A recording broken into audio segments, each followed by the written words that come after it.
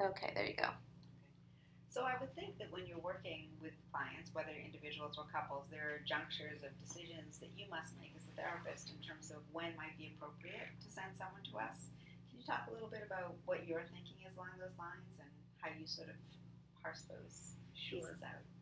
So there's two main uh, factors.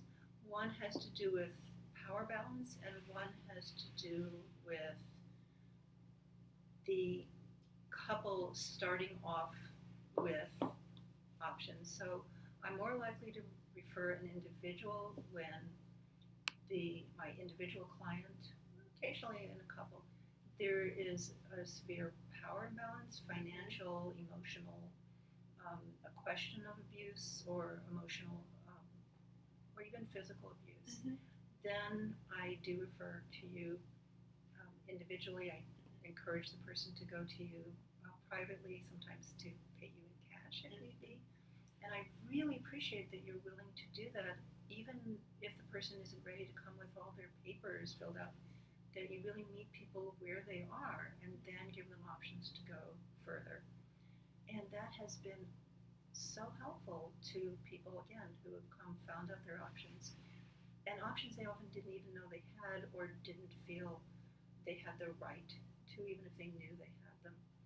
And for couples, the point of deciding both whether or not to do marriage counseling, that some people need to, as I said, look at the divorce option. But with couples, typically one person goes to a lawyer who sets things in motion, and that the other spouse then is on the receiving end, gets reactive, and off they go. And it is expensive, a lot more bitterness, much less collegiality and collaboration than they originally thought. And you know what happens to the kids.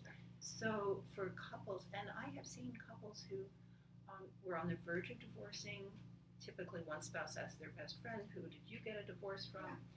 With, and that's who they go to. Oi, and so for them to go together and you help them start envision a process and then let them know the options and actually refer them to the right people, whether including if there's special needs financially, special needs in terms of child stage of life, family of life, preparing for things, then and also for imagining afterwards.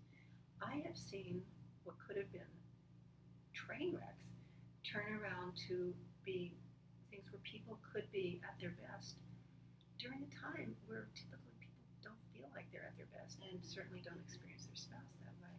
So that's a second decision point. A third one is when a divorce already is in process and there's problems. Mm-hmm.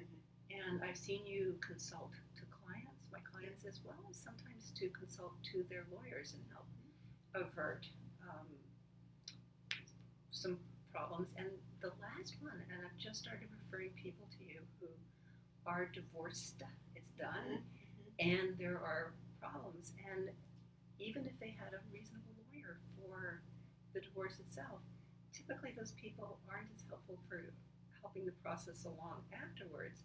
Or if there's a parenting coordinator, again, what are the options? How do you access the resources needed for those options? So those four. That's great. Thank you. Seems like our sizes. Are you happy with how our